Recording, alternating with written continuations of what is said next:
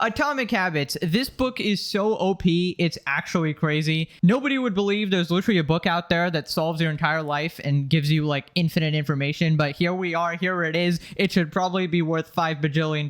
I'm going to tell you all about it. It's about how to build good habits and keep them sustainably. Here's the 4 things that I personally learned from it. Number 1, good habits are OP and bad habits are also OP, but in like the opposite direction. So there's some simple maths here. If you get 1% better every single day, then at the end of the year, you will be 37 times better, power of compounding. But conversely, if you get 1% worse every day, at the end of the year, you will be pretty close to 0. All right. And that's why the things you do on a daily basis are very important, because it's going to be multiplied like 365 times in a year. And then, I don't know, you live like 80 years. So multiply it again, you get like 29,000 or something, right? So if you smoke a cigarette daily, multiply 29,000 times, bam, you have lung cancer. All right. If you exercise daily, multiply 29,000 times, bam, you're jacked. All right. So that's why your habits matter, because they don't create the foundation to your life. They are your life, essentially. Point number 2, the easiest way to build a habit is to change your identity as a person. So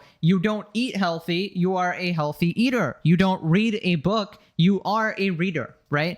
People are so confused when some people are so disciplined, right? There's like runners who run every day. Okay, running freaking sucks. How are they doing it? It's probably just their identity. They are runners. That is just what they do. And in a lot of different areas, you will see this, like cooks at restaurants. How do you cook so much food? How do you work all the time? Well, I'm a chef. I just cook. How do you make videos all the time? I'm a YouTuber. I make videos. That's my identity. If I believe that is my identity, it just all becomes so much easier. Now, the author says something like, each time you perform an action, you are casting a vote for who you are as a person, right? So if you eat a donut every day, your mind knows you as that one fat guy who just eats a donut every day, right? But conversely, if you, I don't know, eat a salad or something, you're telling yourself, I'm a healthy person because healthy people eat salads. That's what I'm doing. Therefore, I'm a healthy person, right? And suddenly, if you do that enough, suddenly you're just that guy who eats salads, all right? That is your identity. Third thing I learned is that there's 4 laws of behavior change. It's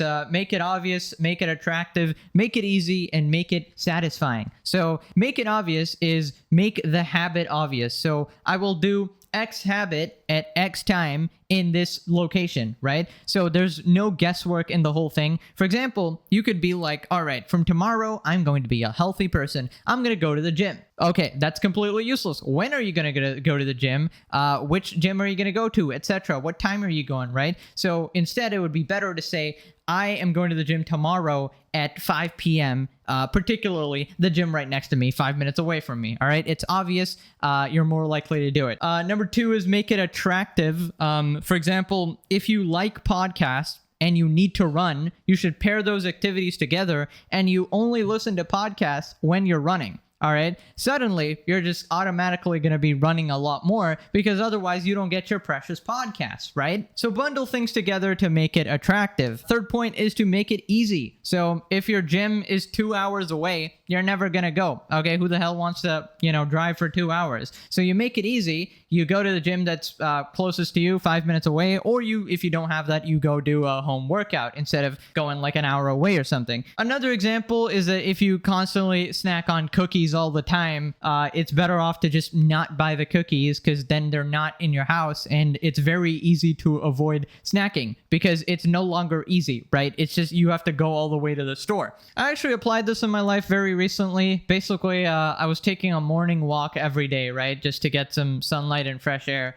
But some days I would just skip it because, I don't know, I was just doing something else, and I was like, I'm too lazy to go walk, even though it just takes 10 minutes. But I realized the reason I was skipping the walk is because I was too lazy to actually put my socks and shoes on, right? Because that takes 2 minutes? Well, I don't want to do that, all right? So I got myself some slippers. So I just put on the slippers and then immediately leave. It's literally takes less than a 5 seconds or whatever, right? So I reduced the friction from 2 minutes to go outside to literally 0 minutes to go outside. And since then, I've never missed a single day. Slippers for the win, or flip-flops, or whatever you call them. So yeah, I just made it easier for myself, and now I do it. And the fourth law is to make it satisfying. Basically, you need to feel good immediately, or you probably won't do it. We are monkey brain, obviously. So you want to reward yourself. So each time you finish a workout, have your favorite, I don't know, protein shake or whatever, or like, I don't know, a piece of chocolate if that's what motivates you. Each time you finish a work assignment, watch an episode of your favorite TV show.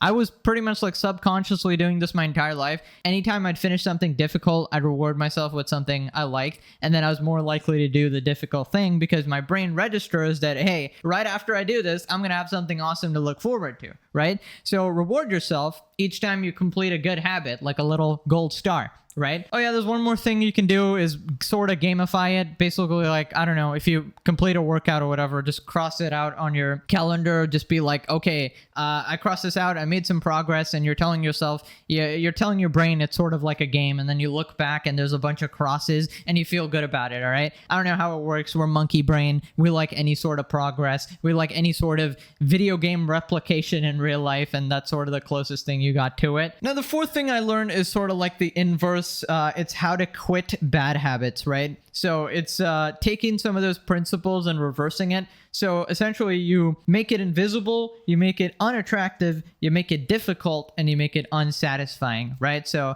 just to clarify some of that stuff, making it invisible, meaning if you don't want to eat junk food, don't have junk food in the house, as I mentioned, because then you would have to go all the way out to the store to eat it.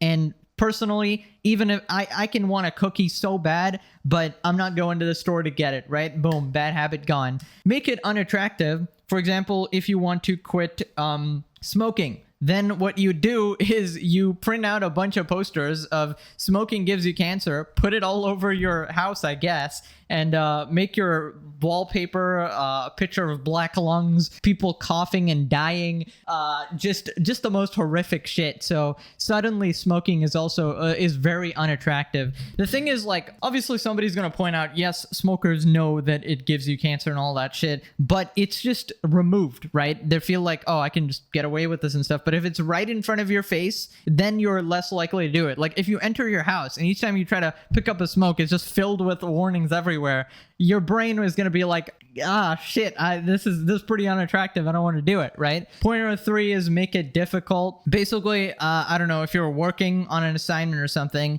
and then you keep reaching for your phone, well, make it difficult to get your goddamn phone. Put it in the other room, lock the room. Suddenly you have to go get your key. You got to open it. You got to go to the other room. Okay, I don't want to watch it. I don't want to watch the goddamn phone anymore. All right. So you make it difficult for yourself. Point number 4 is make it unsatisfying. Essentially, the inverse of the other thing. Like one of the examples the author gives is basically you have a accountability partner for the gym, right? And then essentially you always go together.